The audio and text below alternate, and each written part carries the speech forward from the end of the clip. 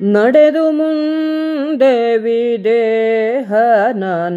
ಸದೆ ಬಡಿದು ಮತ್ತೆ ಕಿರಾತ ಬಲವಗಡಿಸಿ ಕಾದಿತನಂತವದರೊಳಗೇಳು ಮಾನಿಸರು ಒಡೆಯರವದಿರವಂಗಡವ ಹುಡಿ ಹುಡಿಯ ಮಾಡಿ ನಿಷಾದ ವರ್ಗವ ಕೆಡಹಿ ನಿಷಧನ ಹೊಯ್ದು ಸೆಳೆದನು ಸಕಲ ವಸ್ತುಗಳ ಮಲೆತು ಕಾದಿದ ದಂಡಧಾರನ ಗೆಲಿದು ಮಗಧೀಶನಗಿರಿ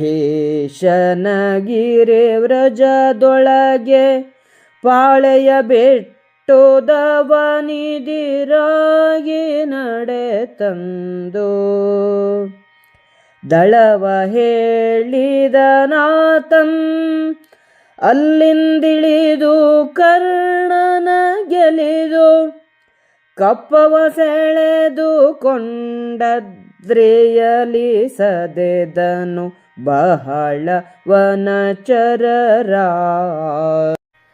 ಸೂರೆಗೊಂಡಲ್ಲಿಂದ ನಡೆದನು ಮೀರಿ ಗಂಗಾ ಸಂಗಮವ ಕೈ ಮೀರಲರಿಯದೆ ಸಂಧಿಗವನೀಶ್ವರರು ವಶವಾಯಿತು ಹೇರಿಸಿದನನುಪಮದ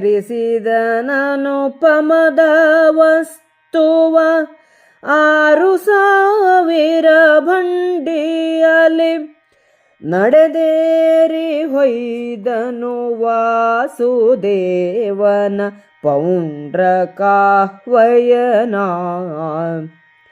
ಪುರವರವನಲ್ಲಿಂದ ಮೌಲ್ಯದ ತೆರಳಿಕೆಯ ಮಾಡಿದನು ಮೂಡಲು ಹರಿದು ಮುರಿದು ಸಮುದ್ರ ಸೇನನ ಸರ್ವಗವತೆಯಲಿ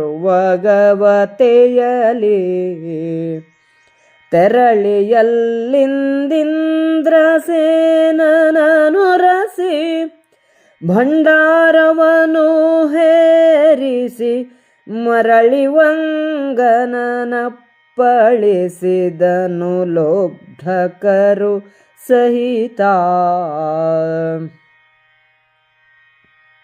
ವಿದೇಹರಾಜನನ್ನು ಸದೆಬಡಿದನು. ಕಿರಾತರ ಅಸಂಖ್ಯಾತ ಸೈನ್ಯ ಮುಯಿದಿರಾಯಿತು. ಅವರಲ್ಲಿ 7 ಜನ ಮುಖಂಡರು ಅವರನ್ನು ಪುಡಿಪುಡಿ ಮಾಡಿ ಕೆಡಹಿ ನಿಷಧರಾಜನನ್ನು ಗೆದ್ದು ಅವನ ಸಮಸ್ತ ಐಶ್ವರ್ಯವನ್ನೂ ಸೂರೆ ಮಾಡಿದನು. ದಂಡಧಾರನು ಎದುರಾಗಿ ನಿಂತು ಗರ್ವದಿಂದ ಯುದ್ಧ ಮಾಡಿದನು.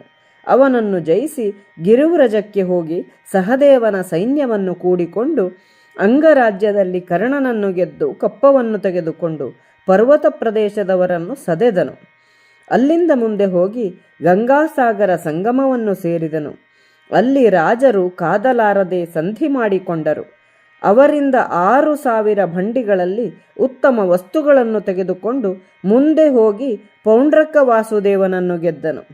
ಪೌಂಡ್ರಕನ ನಗರದ ಹಣವನ್ನು ಪೇರಿಸಿಕೊಂಡು ಪೂರ್ವಕ್ಕೆ ತಿರುಗಿ ಸಮುದ್ರಸೇನನನ್ನು ಸರ್ವ ರೀತಿಯಿಂದಲೂ ಪರಾಜಯಗೊಳಿಸಿ ಇಂದ್ರಸೇನನ ಭಂಡಾರವನ್ನು ಹೇರಿಸಿ ವಂಗದ ಅಧಿಪತಿಯನ್ನೂ ಲುಬ್ಧಕರನ್ನೂ ಸೆಣಸಿ ಗೆದ್ದನು. ಅವರ ಧನವನ್ನು ಸೂರೆಗೊಂಡನು.